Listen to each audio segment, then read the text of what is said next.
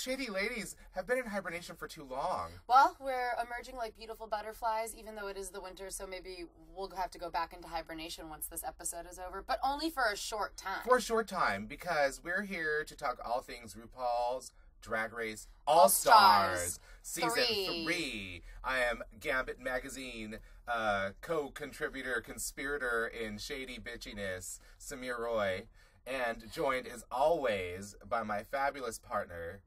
Hi, it's Margaret Poupard.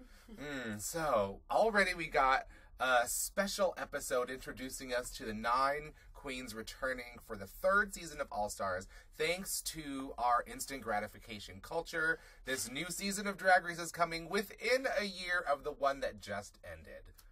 And we're going to get 2 Drag Race seasons this year, in 2018, I should say, to clarify. Yes. We'll get All-Stars 3 first, and then we'll get Season 10. Yeah. That's what's gonna happen. And it's not even really going to be, there's not going to be an overlap, but I think they're going to be like maybe a couple months apart. Probably. I feel like. And then do you think All-Stars 4 goes into production as 10 is airing? I think they're gonna see how well this one does. They may already have it like in the contract to do a certain number of seasons. Right. I haven't read their contract, but everything seems to have improved dramatically in terms of media coverage and awards since they were being featured on VH1 before they were featured on Logo. So I have a feeling like. Well, All-Stars Season 2 did so well being on VH1. I think that and it was also like the best season of Drag Race that we had for like a few seasons. Accurate. I think that it did so well on VH1, though, they just decided, well, hey, no, this trial run is going to be the real thing. And you can just see the production value. I mean, we have an entire hour-long episode dedicated to rehashing these queens that are coming back to All-Stars 3 and a sort of interview with Shaka Khan. Yeah, it was very bizarre. They spent that whole hour of that special. If anybody watched it, it's on the VH1 website, so as long as you have cable subscription to the channel, you can watch this preview sort of thing for 9 of the 10 queens, because RuPaul just holds back one more, and I'm like wondering, is this another Cynthia Lee Fontaine moment? We'll get to our guesses as to who the 10th queen could possibly be. But yes, if you want to watch, or if you want to revisit, because the episode did air back in October, we know we're a little bit late, we've been busy, we've had stuff to do, and we've also, don't think that we haven't been sitting around and contemplating who the 10th queen might be, or what we really think, or if we've been taking this extra time to really dwell on our feelings about this upcoming cast. Because it really is another all-star group of gals. Yes. You know, all the people who didn't win. Right, out of the, what did Thorgy say, 113? 113, and I'm like, well, that's almost right, Thorgy, except that there's been 2 seasons of All-Stars already, so there's already, probably 20, 22 queens or so that have already come off of that list. So really, you're still under the 100 mark in terms of who was there to be chosen from, because they weren't bringing anybody back from an All-Star season to another All-Star season. That's not going to happen until they run out of queens. Yeah, and I don't think that they will ever run out of queens, and I hope they don't do that as for they don't just run through all the ones they have, and then there's no more All-Star seasons because they used them all. I don't know. I don't think that. I'm just hoping that, but you're right. I hope that they don't do that. So it's like just anybody who's left is an all-star now. And I'm like, okay, there's probably. Then it doesn't make it special anymore. I'm like, Layla McQueen is an all-star. Oh, God, don't you dare.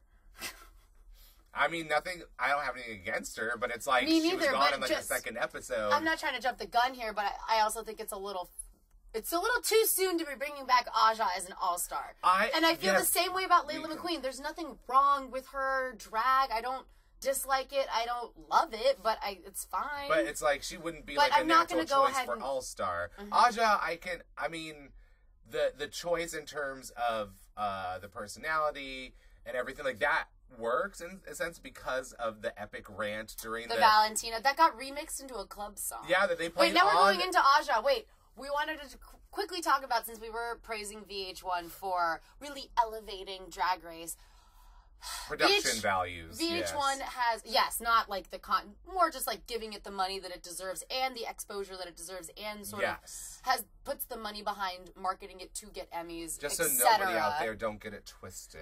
Yes, now that I've oversimplified and explained everything, VH1 really kind of gave everybody what they wanted by announcing that there's going to be an America's Next Top Model and Drag Race crossover. And I feel like they almost laid the groundwork for this with that show Scared Famous, because How'd that work? I didn't watch it. Well, it's a weird show. Give a quick synopsis of what Scared Famous is. It's a bunch of D-list celebrities like in New a York. house in like Savannah, Georgia, that's supposedly haunted, but they're overproducing the hauntedness of it. And they all go through some sort of haunted challenges to raise money for charity. And people get eliminated until there's only some people, you know, it's a typical kind of show, except that they've added this like haunted house and we're spooking you out kind of, you know, haunted house, like you actually went to a haunted house feature, you know, entertainment thing during Halloween.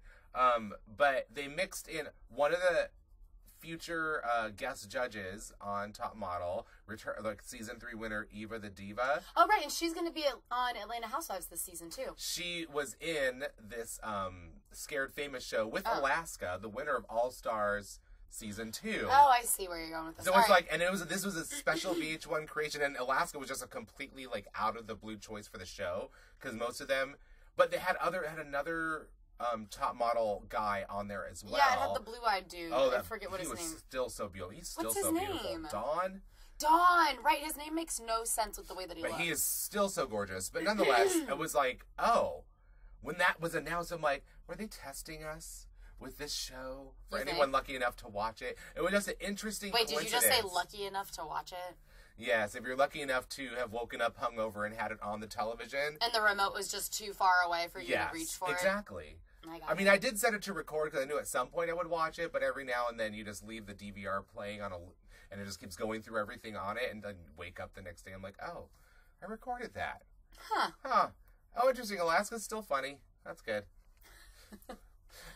But yeah, it was like, oh. So you think that was another trial run on VH1's part to see if they could pull something off like this? Like, did they even interact at all? Or it may have been part of, like, the contract for, like, winning All Stars 2. Maybe part of it is like, oh, you're going to get some work on a VH1 show. Well, didn't they say that when they were announcing the prizes? Like, you get like some sort of contract with VH1 where you appear in stuff and they produce stuff with you. Yeah, and it seems like the only thing that I've seen a lot of them do for Alaska was her being on the show, or just Alaska being on the show seems so out of character for the show. Like the types of celebrities that were on there were not people who really. There was Eva, she won, but nobody else on there, like I think, really won anything. New York never won.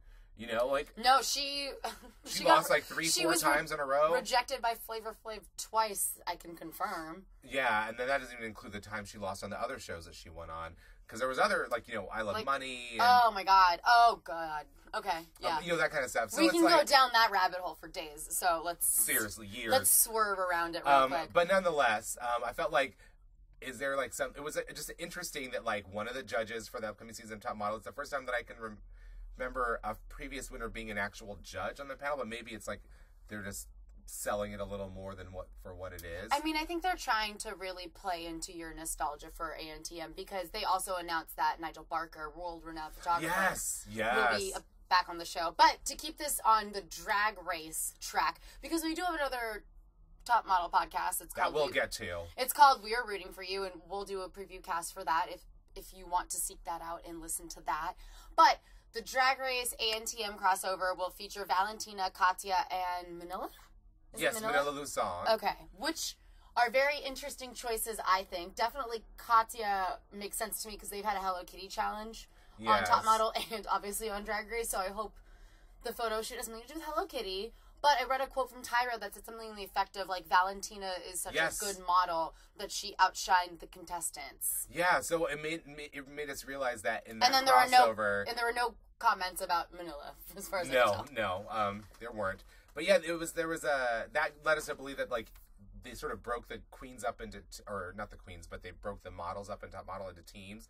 That were like, okay, you bunch are going to be modeling with Manila. With the Drag Race. You're going to be modeling with Katya. You're going to be modeling with Valentina. And I read that interview too, where Tyra was like, oh yeah, like Valentina, like nobody outdid Valentina. That's not surprising. Who was paired with her. Because she's perfect, she's beautiful, she's Linda Evangelista. Oh, you're smiling. Your smile is beautiful.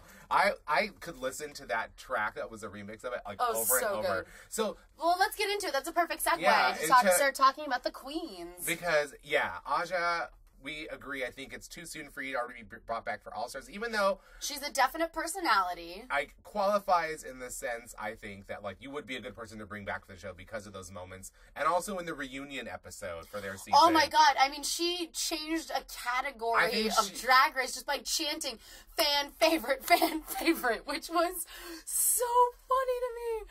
I can't believe that was it great was also TV. partially drunkenness and bitterness. Oh, definitely bitterness. You know she was drunk? Oh, well, from the tales around town, when you go to drag shows and not Valentina.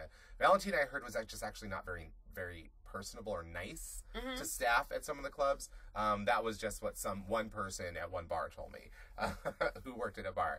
But Aja, I've heard, like, almost every show that she's shown up at in the city, like, people always tell me that she's, like, a drunk mess, like, at the shows. Like, she always drinks drinks too much, and she's kind of, like, a little bit, like, drunk mom. I don't know, like, obnoxious and... Like a drunk momager? Almost. But she's a momager to herself? Yeah. Possibly. Well, she is, she has her own drag house. We saw it in the preview video, right. Her Bed-Stuy drag house that has... we only met 2 of them, but I think there's a third member, at least in one of the pictures. Oh, one of the pictures is there are 3, yeah. You're right. But yeah, it didn't look like that interesting. I was just like, she doesn't seem to be doing anything especially unique right now, except, enjoying the well-earned increased level of work and increased booking fees that go with it. Well, and Aja's makeup looks a lot better. That does look a lot better. But it's like, as far as career-wise, I didn't see any real, like... Yeah, no, there were... creation that's captured anyone. She's not working on anything presently that we could discuss or see. Yeah, no, it's just like, she'll be coming to a town near you soon, and you can buy a ticket and, hopefully pay the extra $10 for the meet and greet. And hang out with her, but like I said, from what I've heard, usually fun, drunk. Okay. Anything else you'd like to add about Aja? Other than I don't see her winning because she didn't seem like she has the narrative arc to have led to her, like, winning on this season of All Stars 3. It wasn't like she was so close to winning on her season that this is like the previous 2 was Chad Michaels. A lot of people wanted to win season 4 of Drag Race. And then the second All-Star season was Alaska, who a lot of people wanted to see win season 5 of Drag Race. And so I feel like that trend will continue. And obviously, no one was really hoping for Aja to win. She didn't really get that far. And to be totally honest, I just don't think enough time has elapsed in order for me to feel like, yeah, I want to see what she's up to now. I feel like I just saw what she's up to. Less than a year, like 6 months ago. How much time was between her season ending and All Stars 3 filming? Well, the season 9 of Drag Race started like at the end of March. Yeah, no. But when did they wrap that season? I mean, I would assume at least 3 months later. That would be in the summer. And now, they haven't given us an exact date. They just said coming in winter. I'm like, It could be after the Winter Olympics. I don't know. I wonder if it's going to premiere alongside Top Model, since Top Model starts January 8th, I believe. That would be interesting if they have the... Especially if they're making all the press about the crossover. Because, that was like a entertainment news story that broke, and everybody was telling me, like, oh my God, have you seen this? Have you heard this? And I'm like, yes, I have heard this. But then I feel like when all these people that I've convinced to watch the show now will watch it, they're like, who's Aja? Wow. Because they may, it's like they may not have remembered Aja, and they didn't watch Untucked and didn't watch that reunion episode. I guess that's right. There wasn't that. Well, wouldn't she be remembered for that specific, like, pretty atrocious drag where she was like a match or whatever? She was like a disaster, Princess Disaster and her smoke cloud. And she kept talking about all her little clouds floating around with her, and I'm just like, are you talking about like party and play sex, or but I also are you talking about your friends who... Her outfit was just, it was like chaps or something, but it looked like they were falling apart. I just remember the whole thing rubbed me the wrong way. It just could have been so much better, and it sort of just fell apart. Like the weird wig that I guess was supposed to look like kind of like a flame, but it was also the makeup was really bad. Yeah, it looked gray. And like completely blacked out her eyes, and like the clown smile lips. Not helping at all. Or maybe those she things could be evolve. remembered for that Comme des Garçons look that she did during the Lady The first Gaga episode. thing. Yeah. But there were other people who were more memorable than her in that episode. The one thing that stood out to me the most was the fact that I remember seeing the tape that was holding her Statue of Liberty dress in place. Oh. You know, it was, not cute. It just wasn't like that memorable compared to other people on the show. So I feel like her all-star status really relies on those two major moments. And Definitely. So I feel like people who've just come to the show who may not have seen those moments, because a lot of people may just skip reunion shows. And just not go right everybody to the wants finale. to watch Untucked either. Yeah, exactly. So then it would have been lost. Oh, wait. On some. Another piece of news that I'm making it up, but I don't think I am, that we forgot to cover, is that they're going to bring Untucked to VH1 and have it air immediately after the episode now. I remember reading that too, so that was a big, big step up for all of us again, because that's how they used to do it. How long have we been complaining about bringing it Ever back? since they moved it to YouTube.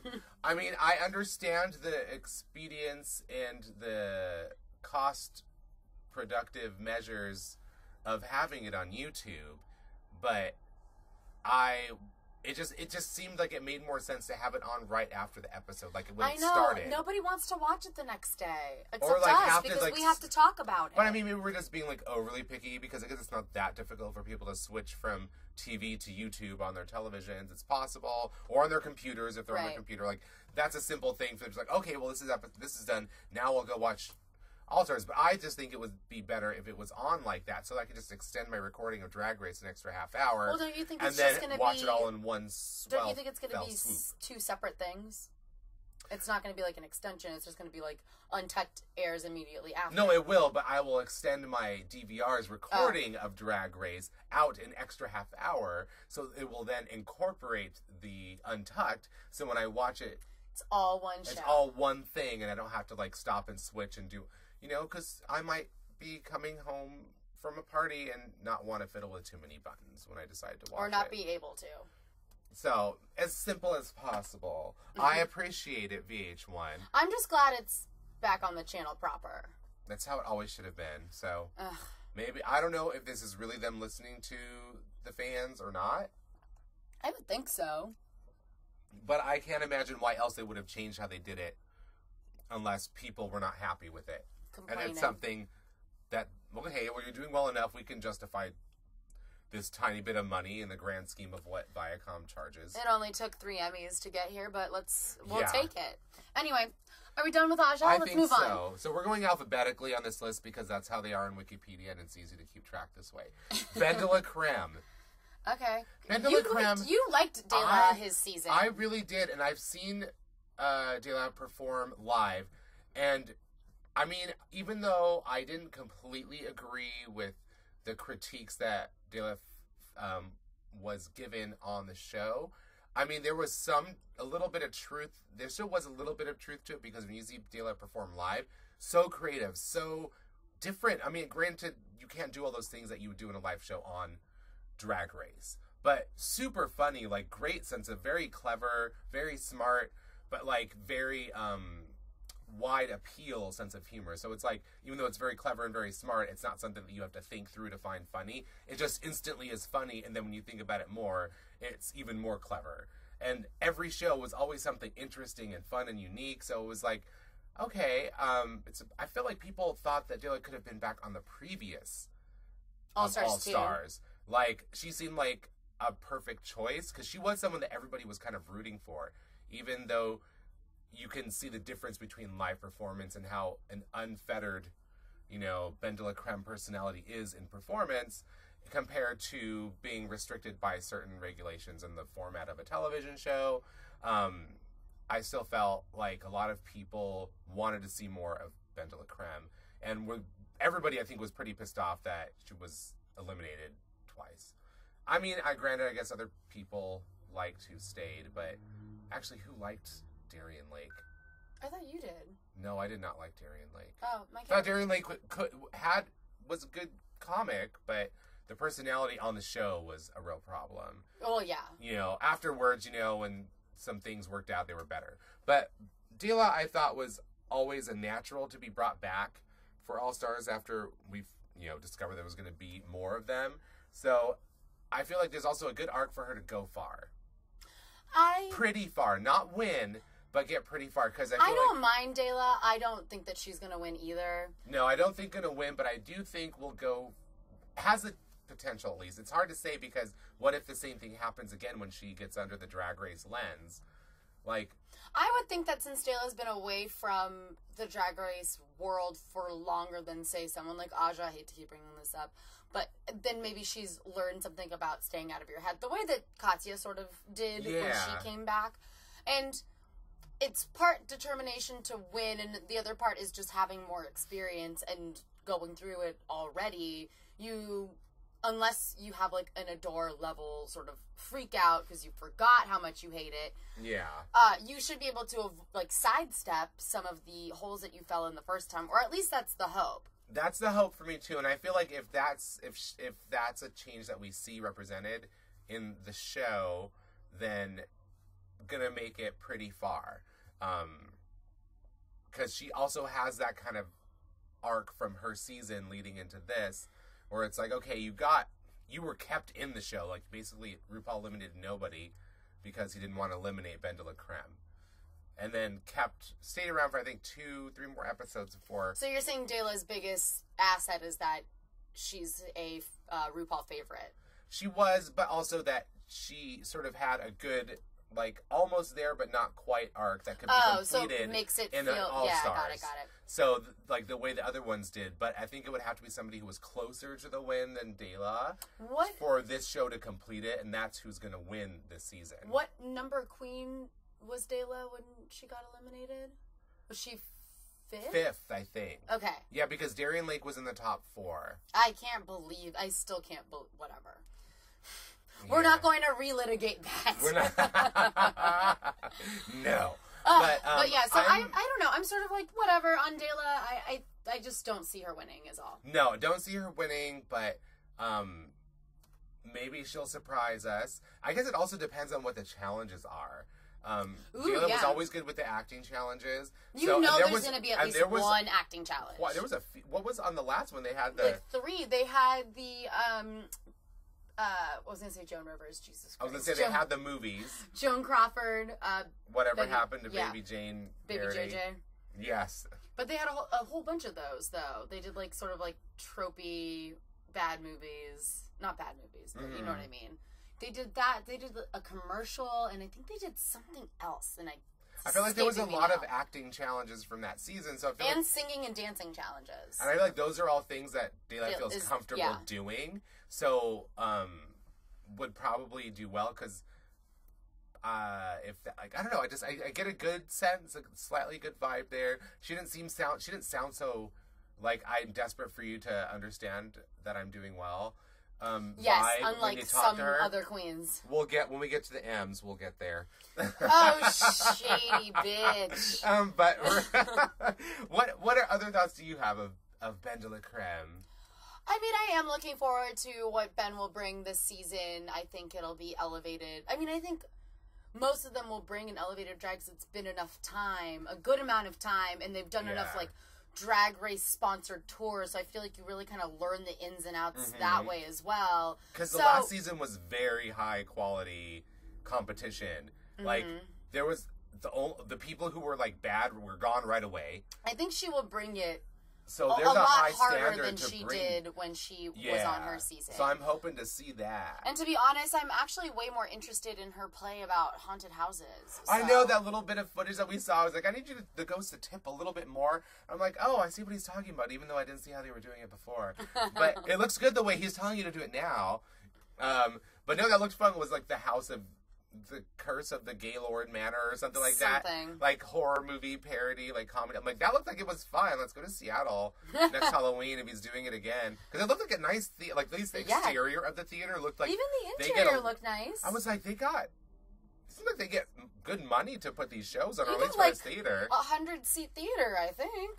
Like, kudos. Good for you, Ben de la Creme. Yeah, so that's, another Ben de la contrast. got, like, a real career. I was going to say, that's the other contrast, is, like, Ben is working on other interesting projects that involve drag and other things that he's also interested in, and I and that clear art. And everything. That's what I'm more excited to see in someone returning to All Stars. Yeah, so I feel like hopefully we'll get to see more of the creative side that you would see when you see Ben de la Creme perform in live shows. It's like, it's so funny and just so good. I'm like, so I hope we see that. If we see that on the show, then I think that will instantly be like, okay, they're keeping this. He's keeping. We're gonna get another All-Star Snatch game, right? Oh, of course. Okay, there's going to be. There better be. I got temporarily insecure there. All right, but then any other De La thoughts? Because I think we are, on a scale of 1 to 5 queens, we're at a 4. Yes. Next on our list is Chi Chi DeVayne. She keeps calling herself Shreveport's only drag queen, but isn't that where Steel Magnolias was set? I feel like there should be more drag queens in the town where that movie was set. Does she say only drag queen? She said she was Shreveport's only drag queen. I'm like, that can't be right. There has to be at least one other drag queen. You have a drag promoter, like PR person. How can that, in Shreveport, I'm like, how can that person be sustaining themselves in any way if you're the only drag queen? If he's been living off of your returns before Drag Race, he has to have another career. Or other queens to promote. Yes, exactly. So I was like, I've never been to Shreveport, so I can't say. I will say that, he's all that aside, I'm happy to see Chi Chi. Yeah, she seemed much more stable and happy and not talking about bankruptcy, but talking about, she's like, oh, well, I mean, but she's, the funny line that we both laughed at was she's like, oh, I actually shop at Whole Foods for all my groceries now. And it's like, it was funny, but it was such a real, like, yeah, thing, that's how you know you've made it. It's that, like, you don't get freaked out by, like, $4 for a bunch of bananas. Like, it doesn't, like, it's just, like, little tiny things that say a lot, and that really did say a lot. Like, okay, that's how I can tell that, like, she's doing well. She's supporting herself on this. This is what, Chi Chi wants for her life, and it's very nice to see that she's been able to make a real go of it and use this appearance on the show to improve everything and make everything in her life better. She's definitely way more polished than she was. Yeah. You see a marked improvement over before and during Drag Race and post, a year later, I guess. Yeah, like, she seems so much more together. There was all that footage of her cooking with her mom. It was nice. It was cute, and I was like, well, the house looks cuter on the outside than it does on the inside, but... Jesus Christ. But it was so adorable on the outside and the inside. It was like that tiny little kitchen. I was like, okay, now I think you should now spend some of your money on a kitchen renovation, because it looks like a very nice house that you could do a lot more with this space. So I think that's your next project, Chi Chi, with whatever money you get for appearing on this show. But I don't get winner vibe from Chi Chi either. Yeah, I think... Even though she made it further than Bendela on her season. I think she got to top 4, didn't she? She did. But I just don't get vibe of winner from her lead up, because it felt like she got there with a lot of luck and not like, I worked really hard and I should have gone further than where I was at this point in the competition. I felt like that was like really great for her and unfortunate for somebody else who could have gone further. But that was kind of the vibe that I got from that season. I think that they sort of... Even though she had flashes of brilliance when she just let that guard down. But I think that what they have... The problem that they have is kind of similar to what Top Model sometimes does to model contestants, which is give them this rags to riches, but not quite riches. Like, better than the rags that you showed up in. And they've sort of already given her that narrative. And you can kind of already see it in just that preview episode. That they're sort of angling to give her that edit again, because it's just the storyline that they want to give her. And so I fear that she is going to get close but no cigar again, but she'll still be all right afterwards. Oh, yeah. I don't know. I think that she is definitely going to bring it, and you're going to have to pry this shit out of her cold, dead hands. Well, she'll have better outfits this time. Yeah, I want to know what it's going to look like now that she has money and she doesn't have... I don't want to say... She doesn't have to get whatever is on sale, which was what she would do before. She said it herself. Or even just use the... I don't want to say excuse, because I understand that you don't have the money, and but that's really stressful. But that won't be a contributing factor anymore to the So I really product. want to see all of those barriers removed and what she can turn out when she doesn't have all this stress weighing her down. Yes. Financial stress. When she's actually free. Yes. To really be herself without that. I mean, sometimes that kind of energy or that kind of pressure can leads you to perform really well. Like, it's like, okay, if your rent is due tomorrow and you need to make an extra $100 tonight, you were gonna sell in that performance. So yeah, we've already seen that, Chi-Chi. So I'm ready to see like. And now relaxed. we're seeing her when she doesn't have to sell that hard, and maybe she's like spread her creative wings, and. But I think she still has and I'm telling you, I'm not going. Yes, because that's part of her character. Because she really. And I think that's just part of her personality. Yeah. So. No, I mean like her sense of personal character. Oh, yes. Not like the character of Chi-Chi, but like gotcha. the actual personal character. It's like that's like a core. The person like always, I'm gonna fight. I'm not gonna just like let this go, even though it's felt like in some of her outfits she kind of let go. Right.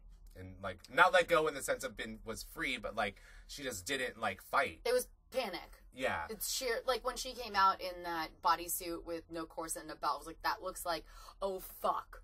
Like you're trying to rely on like sex and charm to like sell this, but this is not enough compared to everyone else up here, and you should know that because you were in the workroom with all of them the whole time. Mm-hmm. And it's like that took like no time to put together or to think up. You know, it was just a complete laziness. It was like backing away from the challenge completely.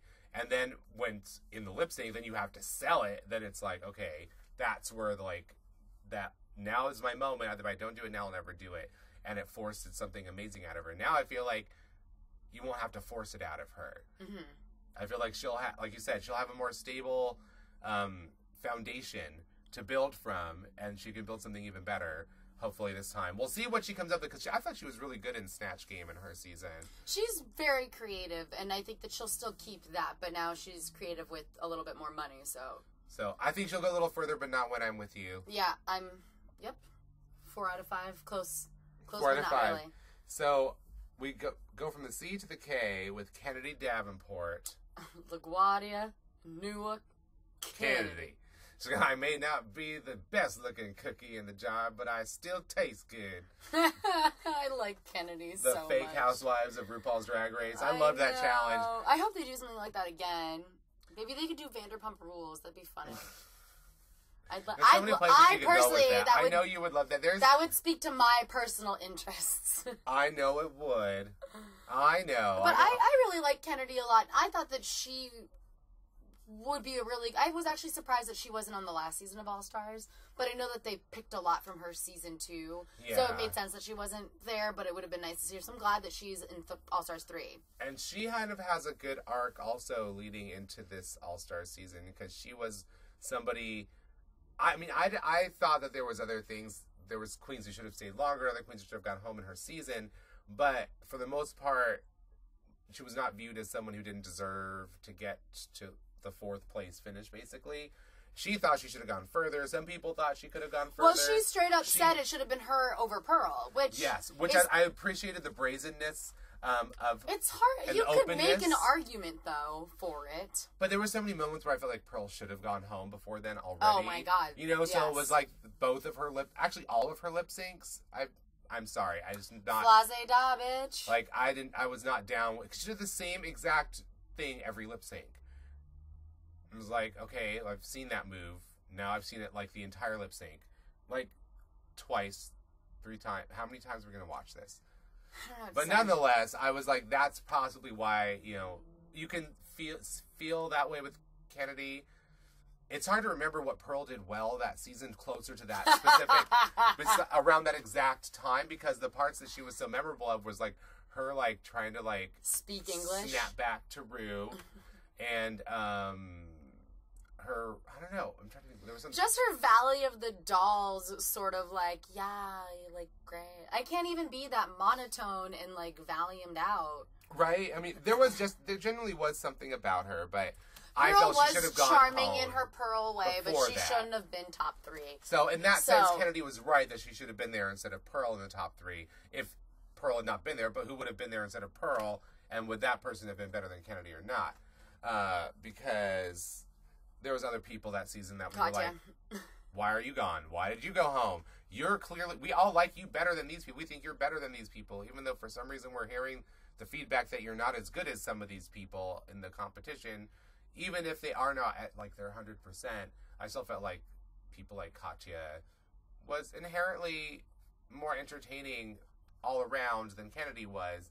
but we didn't really, Kennedy didn't let a lot of her personality out in some of the challenges. I just felt like there was sort of lackadaisical effort put in some places, and I feel like it wasn't until she really danced in a lip sync, like did her full dance in lip sync, that people really got behind her. And then you learn more about her, like, personal story. It took her a while to warm up, and I'll give her that. She's just so I felt like that's a good, it's a good, like, okay, you're on the uptick as you're on your way into here. Yeah, because you've already gone through this. You've already started to warm up to these people and this process. So hopefully we're already starting at that point instead of like a 0. We're at a 15 at least. I'm seeing her top 3 for sure. I think so too. I think this is the year of Kennedy. If she doesn't fuck up and pull like a Coco Montrese. With a soft shoe dance from last season. Look how fucking orange you look. Like, just don't do that, and Kennedy, you'll be fine. Yes. If we can get through the first challenge, then we'll be set. Because they gave her some wins and challenges where I didn't think that she should have won, but if she can get a win to be considered... Because I'm curious, we didn't really talk about this before, but I hope they're continuing the same format that we had from the previous All-Star season. Oh, lip sync for your legacy instead of the other way around. So that way, if Kennedy gets a win, we get to see her lip sync more. Yes. And if she does that, then it's like easily, if we see her lip sync for, like, she's going to win the lip sync for your legacy, like, I think every time. Like, no one's going to beat Kennedy in a lip sync, I don't think. Unless Kennedy's outfit, like, she does that one challenge where she wore that tight dress in that week where she did really terribly and should have known that she was going to have to lip sync, and she was up against Jasmine Masters. And then she won, even though she hardly did any dancing, because there was no way she could do, like, her Kennedy moves in that dress. It was the facial hair challenge. Where the runway where they had to be bearded lady. Yeah. And then Jasmine Master just, like, painted the shape of one on her face. God. And Kennedy looked like she had glued her pubes on her. That was a mess. That was really bad. But yeah, like, that was the first lip sync she did on that show. But I think they will keep the lip sync for your legacy because it was so successful the first time they did it. Yeah, and if she can manage to win some of these challenges early on and we get to see her do her performance, like, she'll, like, basically book her ticket to the... Well, I mean, it's already happened. But we're predicting that will have booked her ticket to the final 3. Samir, let's pretend like it hasn't already happened. And... We'll keep pretending. Yeah, it's fun. It's more fun that way. Yeah, it's fun if we lead ourselves to believe that it's happening in real time, like we're included. Yeah. Yeah. Thank you. Thank y'all. Hopefully they won't have as many horrible judges. Oh my God. Actually, can we just, like, not have any guest judges unless it's Amy Sedaris? Right, or there was some other people I like. I guess Chanel Iman was good because she got into it, and Cheyenne Jackson was cool. I guess. Oh yeah, he was serving Butch Queen since 1974 or whatever it was. No, that was cute. But I think Kennedy's marked for top 3. It's my prediction. I am right there with you. All right, so we're like batting 1,000 so far. So far our top 3 circle is in terms of agreement Kennedy. With each other. Yeah, I mean, this is why we're friends because we have excellent taste. Yes. And after watching you for so many years, I've now picked up on your excellent reality show sleuthing skills, and so I feel like I'm pretty good at predicting top 3s. I feel like between the two of us, we come within plus or minus one person. Yes, I think we have a pretty good track record. Yeah, you can check the tape. We're also delusional, but yes, but also check the tape. We've usually figured it out. Yes. Okay. Any other thoughts on Kennedy? I think I'm good with Kennedy. Let's move on. Milk. Oh, speaking of beard challenges. Does a body good. I know. I said that when they did that Bearded Queen challenge, I remember that. I'm like, oh, so you're going to give shit to Milk about wearing a beard and her one look, and then you do a whole runway challenge based on it the next season. Okay. All right. And she was right. And I appreciate Milk being here because Milk was sort of like, for me, like another Sharon Needles. Sharon Needles is a world unto her own. Yeah. But, more it was similar like creative, more like arty fashion Sharon Needles. Yes, and like the thought process and like the creativity, like what occurs to Milk in response to like this is the prompt for a challenge, and you come up with something that's like just not just out of the box, but like really intelligent and fun. Like I feel like there's the potential for that because even in the look that she was wearing for like the Meet the Queens specials, remember they filmed another separate from. Oh, you mean the one where she's dressed up like a bodybuilder? Yes, it was just it was like that's another version of the female form that you don't see ever represented in drag, really. I thought it was really comical. It was really fun. It was different. Nobody else was going to do that. And that's kind of like how Sharon Needles was, in addition to having a genuine, like, focused aesthetic and personality. I feel like the thing that Milk and Sharon Needles share in common is that you're always pleasantly surprised. You don't know what you're going to get, but you're like, oh, that's great. I didn't even know I wanted to see that. But it's hard for me to be objective about Milk because I am very attracted to Milk outside of drag. Milk is beautiful out of drag, has a gorgeous boyfriend. I think his boyfriend is a ballet dancer. I have to look it up again. Could be some other drag queen who has some hot ballet dancer boyfriend. But no, he does have a very attractive boyfriend. And I thought we had heard this before. Maybe I just forgot that Milk used to be an ice dancer. He was like a junior level ice dancer. Turned model?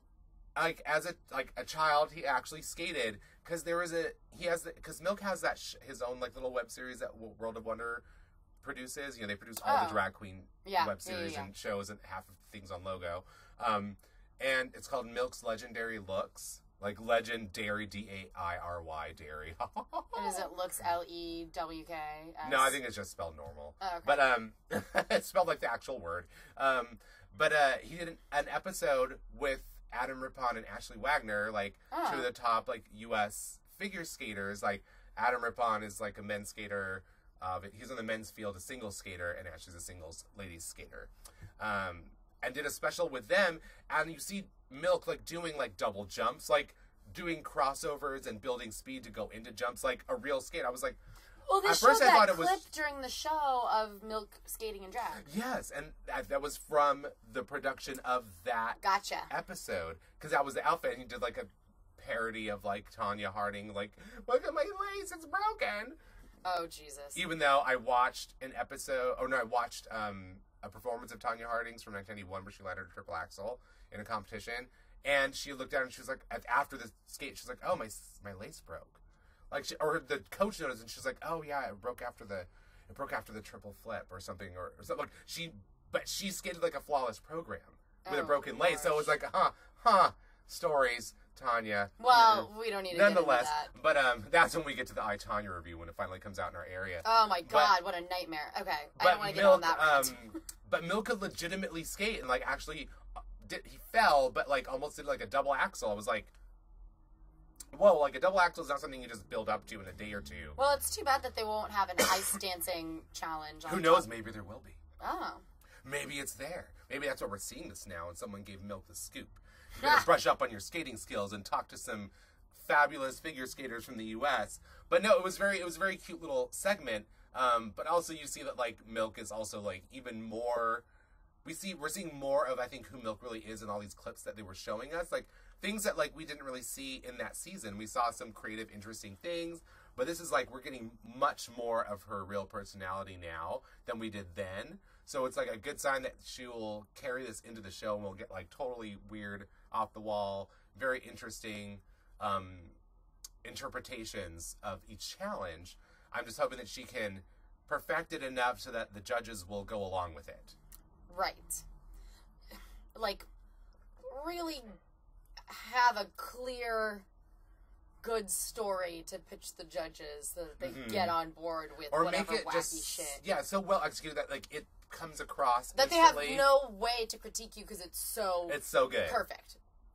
You know, so let's hope that but from what we saw, like even like the weird club kid kind of look that Milk had in the VH1 special. Right. Not the extras. Not the extras. This is the VH1 special where he had like the club kid makeup with the giant thing hanging off its lower eyelid, basically. Like it was a very interesting version of the club kid look, and that was just like, this is what I chose to dress up for. It was like club kid mixed with pop art. Yeah. The little Gaga. A little bit.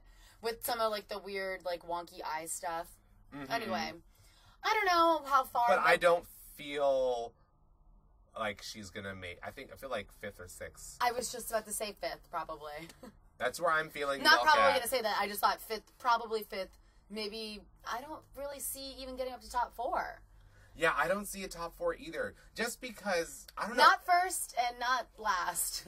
Again, we're going with the narrative thread. Yeah. And I'm not feeling that. I'm not feeling any sort of completion of a story with Milk getting far in this competition. Yeah. I agree. So I'm just feeling like that's not going to happen for her. But what we see will probably be really cool. It'll be fun. It'll be interesting. It might actually just be a case where it's like, everybody was really good. And some good person had to go home. Because that's kind of what happened almost every week except for the first week of of the previous season. Oh my goodness, yes. But I am excited to see more of Milk. Me too. And I'm lactose intolerant. Who's next? Morgan McMichaels. Oh my God, I don't think I ever felt more schadenfreude than watching all the clips of Morgan McMichaels. I'm just seeing, I feel like she's going to be 1-2 episodes in, then gone. She has to be. I don't think her taste level's there. It's always behind the times. We were commenting on this when we were watching Drag Race Season 2 when she was originally on. She looks dated. She made Drag Race Season 2 look like it was shot in the 90s, even exactly. though it wasn't. When you said that, I was like, oh my God, that is the thing that makes it click in your brain. All the, the last puzzle piece that completes the picture kind of moment was when you said that. Because I'm like, that's exactly my problem with it, is that it made the show, the production value of the first 2 seasons was so low in terms of visual quality of the image that you already felt like it was Vaseline on the lens. You already felt like that made it look dated in a way, even if the drag wasn't necessarily dated. But then most of it wasn't. But Morgan McMichael's drag was always contempo casuals from 10 years ago. Yes, exactly. And then you compare it stood out even more because Tyra Sanchez, even though I don't like Tyra Sanchez, let the record show. Every episode we recorded will show that. Whenever we talked about her. But when she was on that show, when she was on the runway, every look was fresh. It was beautiful. It was perfectly made. When you compare, Morgan McMichael's looks just had nothing on Tyra Sanchez for me. I just couldn't see how she won that challenge where they had to make the dress out of the curtains. Oh my God. It was the worst curtain print. And it had those fucking giant rivets. And it was really just a bunch of cloth, and it was choking her. It was not, and it had so little fabric covering her body, and it still felt like it was choking her. Yes, and then the flap the flap of fabric that was just she just cut one thick rectangle pattern out of the thing, and then stapled it to the rivets that hold the curtain on the shower rod. And then she's like, this is my skirt. Because it just flopped around. And then can we talk about the hair and then the lip liner following that? The hair was this 90s prom bouffant. And then she had some Wet n Wild brown lip liner with a really shitty taupe matte lip gloss that looked like it was about 4 years old because it looked all clumpy. And her taste level brings out the worst shade in us of all. Oh, let's not even get, let's get started on present-day Morgan McMichaels, who looks like Devin Sawa from the fucking Stan music video. Or Idle with her Hands. bleach blonde hair. Well, she honestly looks like she's in a Rising with RuPaul, dear Mrs. Who thinks that she's too good to respond to me. There's just something about every styling choice that Morgan McMichaels makes that always seems like she made the wrong choice. Well, as we saw in the episode, her styling choice currently is sleeves. Just big-ass sleeves. Right? Everything was huge sleeves. Huge sleeves. Oh, this is the one, this is the one, this is the one. And I'm like... For what? None of them are the one. Sorry. None of those. I cannot see you winning any runway challenge with anything that you just showed us. Even the, because clearly I feel like the theme for, the group shot of the queens, the theme was gold again this season. I can't remember what season they did it before where they all had to wear some version of gold. But it was even Morgan McMichael's gold look was kind of tired and dated. It was really kind of trashy looking. It was what she should have been wearing when she was on Drag Race Season 2. Yeah, and not trashy, I'm sorry. Now. It looks cheap, and I think that's the problem with a lot of Morgan's drag. It reminded me a lot of Alexis Michelle's look and the preview videos that they did, the outfit that she wore with the diamonds and the yellow and the diamond cut out shapes on her chest kind of thing. It was the same kind of super, craft made, but not in a good way. It looks like something that this is what people are doing now, so I'm going to do this. And it's that's what they were doing 5 years ago. Ugh. So we're not enthused. Not to mention she insulted Pink with that fucking Snatch Game impression. I can never. Maybe that's why I can't forgive ever for that. I just can't. I don't forgive and forget when it comes to Snatch Game. Apparently, and no, you don't. That's just something I can't. Well, actually, then I guess we got to circle back real quick. Then, do you forgive Kennedy for breaking tradition and being Little Richard on Snatch Game and then winning? No. Okay. But that does not hold, because at least the performance was good, even though I think that it should have been a female character. That's just that's what Snatch Game is. It's all that has to do with. It's in the name. Snatch. But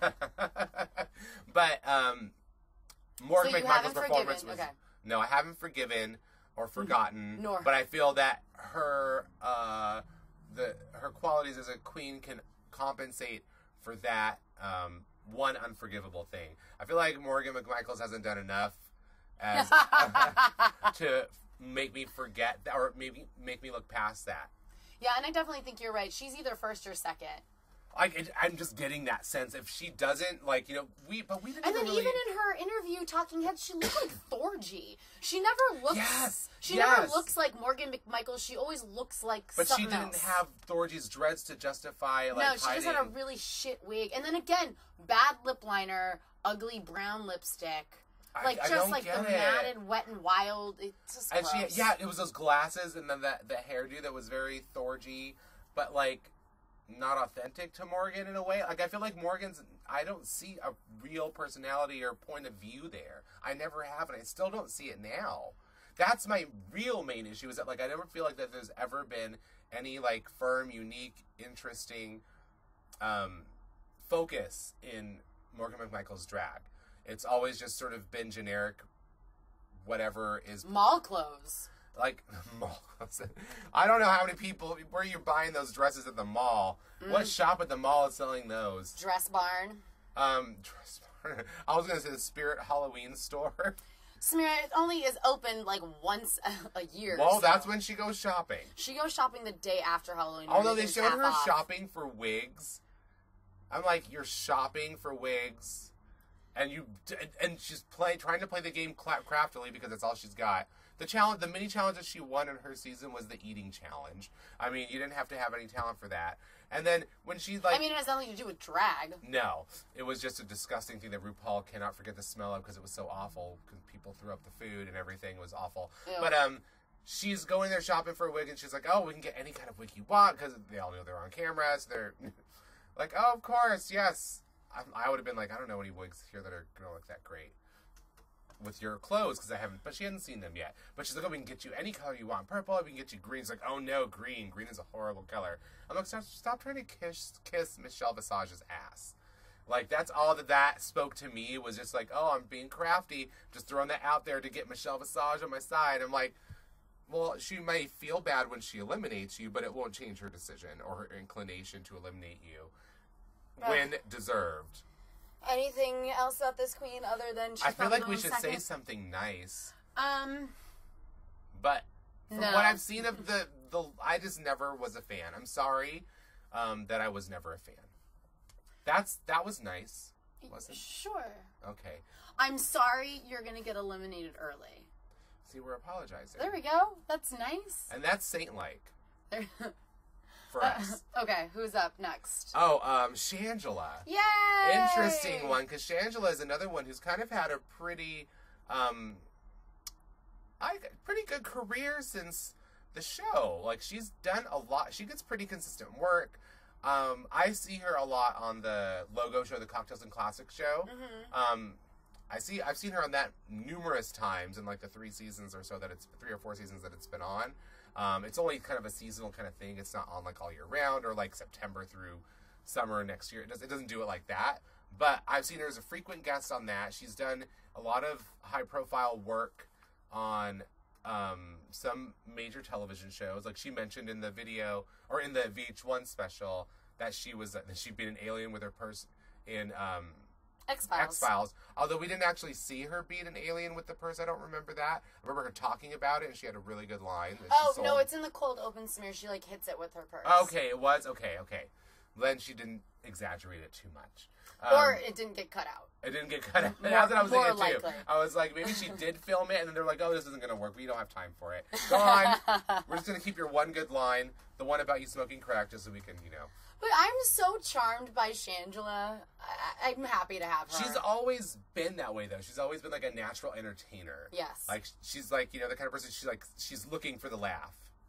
She wants you to have a good time. She wants to make it like you get that from her. She's giving. It was just the quality of the execution needed to improve in the makeup and the clothing, which she has done since then. Yes. And she made a very specific note to us in her section of the VH1 special that she has since acquired sewing skills and is now a master sewer.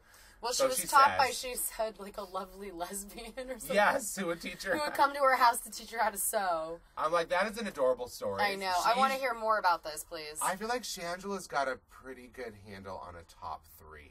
I think so, too. Because she's got the performance and entertainment and the arc. The arc is like she's been brought back twice. We've all watched her grow, because how could you not be interested in following up with Shangela? And even if you aren't, she has popped up in your TV show every now and again. You'd be like, oh, hey, it's that drag queen. And she looks so much better. Her makeup, her clothes are definitely on point. And she hasn't had the most drastic surgery either. Yes. She's had some work done, but it's like minimal compared to almost everyone else. She didn't need that much extra work to make the makeup to look fishy in drag. So she does not have a sugar daddy. Because I just feel like her personality and her effervescence has now finally like matched her exterior, and or the exterior finally matches that quality. Yes, and she's just sparkly. She just looks like she's super happy to be there. But I think that she will not be kind. I mean, like, she's gonna be nice, but I mean, like, she's gonna destroy this. Well, even on like her season, like, you know, when she needed help, you know, and people would be kind enough to help her, they would get upset because she wouldn't help them in areas where they felt they were weak. And it was like, but she's like, well, you know, like, that was, you know, I needed the help, and I think it was great that we help each other when we really need it. If I felt she really needed the help on this challenge, then I would have helped her. But I don't feel that she really needed the help. It was just she was having a hard time with it. But it's like, you could have still helped, you know, even if you didn't feel she needed it, you know, because you have your own thing to work on. They're like, well, I had my own thing to work on too when I helped you. You know, it's like, you know, you got to give a little too. But I feel like now she won't need that help.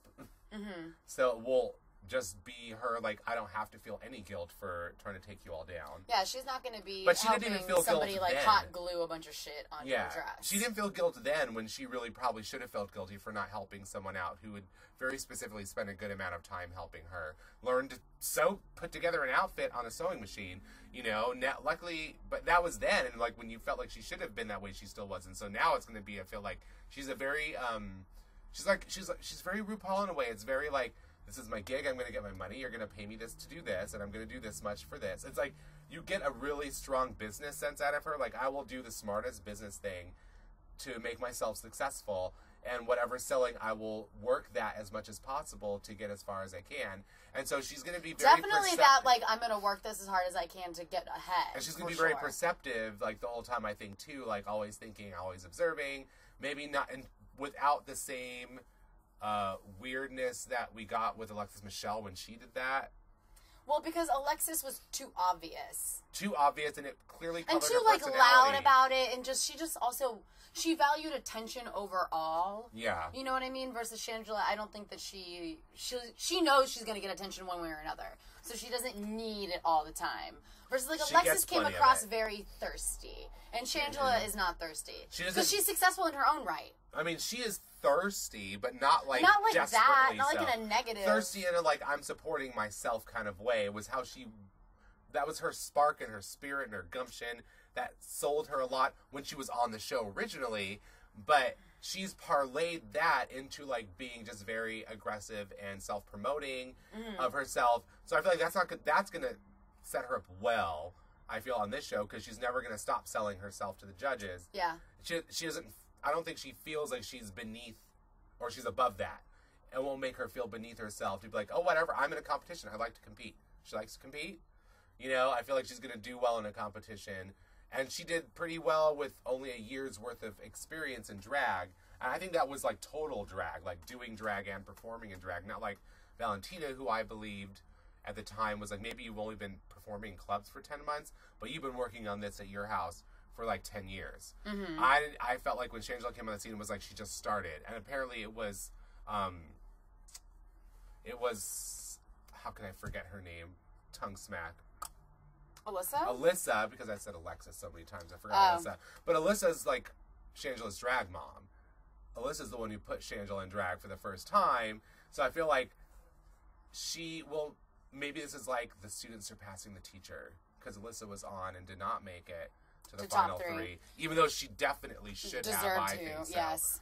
Definitely. I don't think anybody can really think that Roxy Andrews deserved to be in the top 3 above Alyssa Edwards. Like, no. Sorry, no. Wrong. Next. I think Shangela is going to do really well because she wants it. And I think that she is definitely the type of person who wills whatever she wants into existence. Mm-hmm. And I'm excited to see her fucking claw the way to the top. Because like you said, she is a competitive person and she's here to fucking compete. And that's what I want to watch. I want to watch it too. Yeah. Who's next? Thorgy Thor. Who is not here to compete. She's here to have fun. Which I'm like, all right, whatever. So I think fourth gone. Yeah, that sounds good. I think is probably around where she's going to fall. Although that's what I said of Ginger Minge, and Ginger Minge made it to the final 3. She clung the fuck on for sure. She did, but she always had that sense of desperation that made me not like her very much. Well, because she was always really underhanded about things. Yeah, really like when we get to Trixie, like there was just so many moments where I felt that she kind of sabotaged, people who were strong competitors that she wasn't like friends with. She would like. I mean, I really want to get into that. So, but nonetheless, Thorgy Thor. I like Thorgy just fine. I do. I think, and I would love to see Thorgy play violin in drag. I would love to see that on this show somehow too. They did it on their reunion episode. Like, that was cool. I feel like I've never been to a Thorgy show though. Same. I've had opportunities. It's not because Thorgy's not been in San Francisco. It's not because I didn't want to go, but I missed a lot of shows this year. Sorry, but I don't get the winner vibe from her either, because I didn't feel like she had a real shot of winning on her season because of, the mental block where she kind of holds herself back in a way by overanalyzing and overthinking. And I don't see and also that the ability to edit herself down. Yeah, and granted, the look that we saw in the VH1 special was typical Thorgy. It didn't seem quite as over accessorized and overdone as the runway looks from her season of Drag Race. Mm-hmm. It was still classically odd and kooky, but retro in a way, It had an I Love Lucy vibe that I think that she was trying to go for. With a Liza haircut. I don't know. I don't believe that she's found the ability to edit herself, especially in a place like Drag Race. At least not for this competition. That's what I mean by Drag Race. Like, I feel like if you went to see her in shows, she's better when she doesn't have... When she's on her own. And she can just do whatever she wants. Because there's some artists who respond better to Thorgy's the parameters also very, to know where to expand, and she's the opposite of that. She's got her head in the clouds in a good way. Yeah. And so I want to see her run free. Right. I don't want to see her be boxed in. This wild stallion needs to run. It's like I said, she's not. This isn't like the format that's going to feature her in all her glory to the best of what Thorgy Thor can do. But there are other people who I think who do respond to the structure. So what? Like, I feel like Sharon Needles was like that. Like, I think it helped having the format because it showed you where the boundary was that you could push past, or that you could break a little bit of, or push as far as it could go. Like, you need to see where it is to know how far to push it. And I think Thorgy needs no barriers to be able to be her full self. I mean, I'll just put it this way: like, I'm excited and I welcome Thorgy's positive energy because she is very bubbly and she does. Even though they gave her the edit of like Thorgy hates Bob during her season, I don't really buy that. I think she is very supportive and she's a class clown. That's like her personality. Yeah. So I welcome that, but I'm not really expecting too much. Because she did well in the challenge, but you always got the sense her Michael Jackson was great. There was, she did so many things well, but you always had that feeling like she just wasn't going to make it. Yeah. Because I don't think that she cares enough. Not in a bad way, but I think she's just like, I think that she's too much like, whatever happens, happens. And that's just sort of her attitude. That's her attitude. Then it was very like, I felt like I did enough to win a challenge and I didn't win. I felt like I did enough to win a challenge and I didn't win. And like that self-doubt was eating away at her from not winning when she felt like she'd done so well and did enough to win. And they were still picking other people. She was always stunned that she was so I felt like that disappointment and that, like that. Well, then do you think that she took any of the lessons away from her season and used it on her drag? That's what I'm wondering, is how is she going to respond now if that happens again, where she felt she should win and she didn't win? is she going to be still, like, as cool as she's showing now, or is she going to be like, oh my god, again, now it's all about this person? And then she's going to freak out and melt down. I don't know, we'll see. And then just, like, go a little too far, because the criticism was the editing, and we have, well, I'm trying to see it, like, I haven't seen much of her, so I can't comment. From what we saw on the show, she was edited enough, but we'll see how it is when you're actually in the context of the competition. All right, let's talk about Trixie, because I love Trixie. I feel like is definite top 3 100%. as well. The arc is there. The career outside of that Drag Race has launched is also there. There's just too much, and she is really funny. She's a lot more confident now. I think she's coming to win. Straight up. Yes, I mean, she's also gotten gigs from RuPaul in previous seasons since she was on the show. Like, she's been given consistent work, consistently involved with this show since her departure. Never let bitterness about what happened color how she reacted to the show, like other people who were unfollowed on Twitter by RuPaul. I just really want that gold jumpsuit that she wears in the promo shot. Oh, yes. That's Dolly Parton realness, and I need it in my life. It was so good. The fringe, right? Over the fringe boobs. With, yes.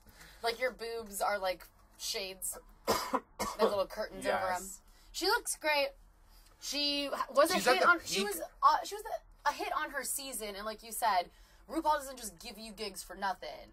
And you know, Trixie, Trixie when she was on Drag Race, that was like Trixie at probably like 60-70%. Self-admittedly, those are like really like that's her assessment. That's Trixie's assessment of the performance on that season. So I'm like, we're seeing Trixie now like free and happy and like doing what Trixie loves, and I loved the web series. That. I loved that, and I love the Vice show. I think the Vice show is very funny. Her album is great. Her album, and I did not realize it. I wonder if it was accurate. Maybe she was talking about a specific chart and she didn't realize it, but she was like, that it was like, what, number 2 album on iTunes? No, it was. When it was the week that it was released, it was number 2. That's so crazy. It was such a great album. I loved it. It was only 7 songs, but it was really, really good. You could tell she really put a lot of love and creativity in that. And heart in it. There was, like, heart in it. It wasn't just, like, a put-on, like, country-ish kind of show. It's like, no, this feels like this is, like, what she plays in her spare time when she's not playing video games, which was hilarious. I spent what did she say? I spent all day meeting teenage fans, and then I come home and play video games and talk to more teenagers, albeit a very different demographic. Oh yeah, she was like, you know, when they filmed her, she's like, oh, I'm home. It's so rare. Whenever I get home, we like to just like take a shower, pull the patch, and then just play some video games. I'm like, I love that expression for masturbation. I just love Trixie so much. I if she doesn't win, I will be really upset. I mean, I would be upset in terms of, like, this is an injustice. Justice for Trixie all over again. Do they want to avoid that hashtag or recreate it to drum up more energy for the show? But either way, I feel like Trixie is taking care of herself, whatever happens with this show. Again, Trixie is another queen that has an entire career outside of the show. Albeit this show launched her career and gave her a foot in the door. She's still carved out her own niche all by herself, and she still has it when this show is over. And if she can keep things, you know, like, keep from the self-doubt and the, you know, all those other things. Well, let's talk about the ginger sabotage, because now that we don't have the ginger factor. That's right, because I felt like both times she was eliminated, it was for really a team challenge, and she was teamed up with Ginger. And I'm like, I feel like because Ginger's the kind of performer who will do something backstage to, like, mess you up so that it's easier for her to shine. She's a fucking pageant queen. She might as well be what's-her-face from Showgirls, fucking breaking pearl necklaces and shoving you downstairs. I always got that sense from Ginger. Like, it just, like, you were an old-school drag performer this was, like, necessary because it was, like, live or die. Like, kind of as a performer. And live by any means necessary. Yes. Feed them to the gators. Mm-hmm, exactly. Like, I don't care if I have to knock someone else down to get myself on top. And I always got that personality out of Ginger. And it was still there. She was still bitter about her experience on her season. When she came on, that's how we knew instantly she was going to lose. She was not going to win. And even when she was on... At midnight... She was like, oh, maybe I'll finally win something. And I'm like, oh, still bitter. Oh, my God. And you're not going to win seriously. now. And she didn't. I'm like, well, you're up against Alaska. And Katya. The only person who's beaten Alaska in Drag Race is Jinx Monsoon. And Jinx Monsoon's like, I won the show. I don't need to come back for an All-Stars because I built a happy little career for myself doing exactly what I love, and I don't need to change anything. So it's like, done. So, like, Alaska has nobody else. She's Katya.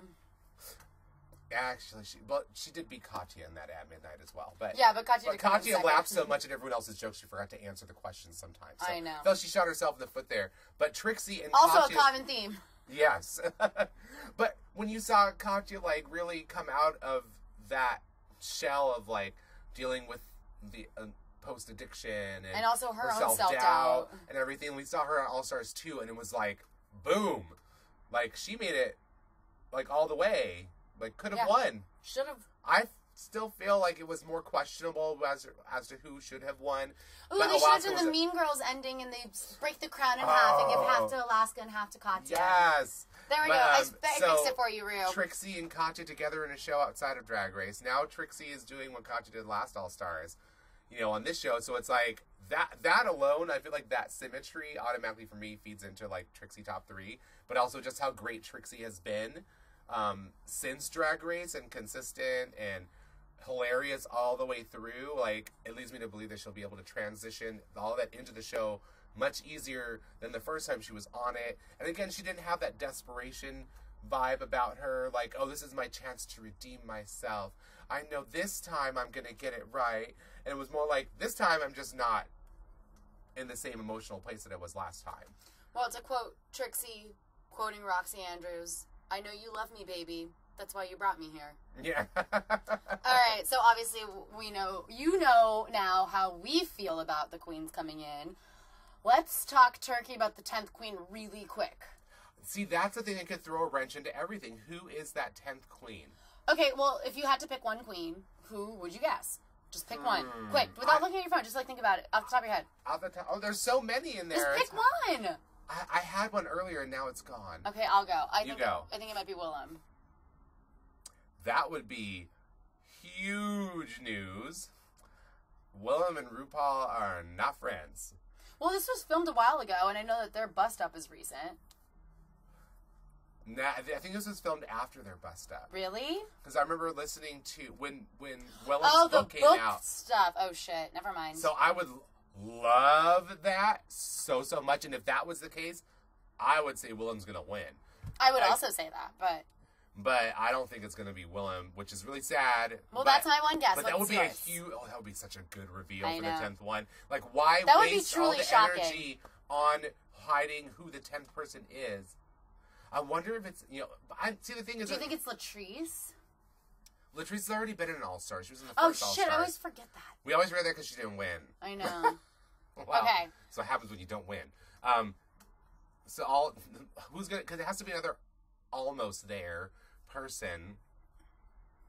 From probably not season 2. I don't think it will be season 3 or 4. Well, it could be because Peppermint was a transgender queen, and maybe like someone like Julie Caliente. I don't think it would happen because it's been so long. I think actually Peppermint's a pretty good guess. Because that would seem like it was very recent, but being recent with Aja, why not Peppermint? But that seems like a likely choice. Someone else from season 8. I can't think of anyone else from season 8. Pearl? That'd be funny. I don't think Pearl was in season 8. No, but that's someone else that I was just thinking would be funny. Oh, because she almost went. Oh, that's interesting. I don't get the vibe that Pearl would be involved in the show. That she would even come back. Yeah, I don't think she needs to. She gets enough work outside of it. I don't feel like it would be rewarding for her to come back for another Drag Race season. All right. Well, any other guesses? It's going to come to me as soon as we finish recording. Okay, well then, until then, you can tweet us who you think will be the 10th queen, and even just whatever your thoughts are on the 9 that we know about. If you disagree with us in thinking that Trixie's not going to make it to the top 3, not only are you wrong, but we'd love to hear why you think that. Yeah. Or just your general thoughts if you want to dish about Drag Race. Unless you're Fifi O'Hara, because I already had a fight with you on Twitter this week. Oh my god. Well, until Drag Race premieres, we can't really make any promises about when we'll come back. But it'll be within the week that it premieres. And America's Next Top Model premieres January 8th. And we'll be doing a preview cast for that. And you can check that out at We Are Rooting For You podcast, which is where all iTunes are found. You can read our written reviews on Gambit Magazine. You can find Gambit Magazine on YouTube at Gambit Digital, which is also our Twitter handle, and our personal Twitter handles. I'm at Margs, she wrote. I am at Samiraculous. Anything else? Am I forgetting? Oh, I figured, like, you know, the more news we get about Drag Race, we'll be sharing it on Twitter accounts. Obviously, follow those. And until next time... Bye!